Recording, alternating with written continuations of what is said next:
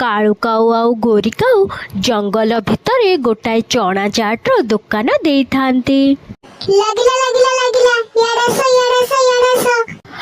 ଆଉ ସେମାନଙ୍କର ଦୋକାନ ପାଖାପାଖିରେ ଟିକି ଚଢ଼େଇ ବି ମାଛ ପକୋଡ଼ାର ଦୋକାନ ଦେଇଥାଏ। କିନ୍ତୁ ଗୋରି କାଉ ଆଉ କାଳୁ କାଉ ସବୁବେଳେ ଗ୍ରାହକମାନଙ୍କୁ ଟିକି ଚଢ଼େଇ ବିଷୟରେ ଭଡ଼କଉଥାନ୍ତି। ଗରମା ଗରମ ଚଣା ଚାଟ୍ ଲାଗିଲା, ଇଆଡେ ଆସ। ସେ ଟିକି ଚଢ଼େଇର ଦୋକାନ ଆଡେ କେହି ଯାଅନା, ସେଇଟା ପଚା ମାଛରେ ପକୋଡା କରୁଛି। କିନ୍ତୁ ଟିକି ଚଢ଼େଇ ସବୁବେଳେ ନଗଦ ଫ୍ରେଶ୍ ମାଛ ହିଁ ପୋଖରୀରୁ ଧରି ଆଣି ବିକ୍ରି କରେ।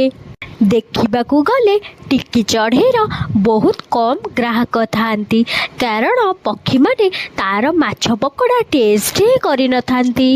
ସେପଟରେ କାଳୁ କାଉ ଆଉ ଗୋରି କାଉ ଥାଆନ୍ତି ବହୁତ ଅଳସୁଆ। ସେମାନେ ଟାଇମ୍ରେ ଦୋକାନ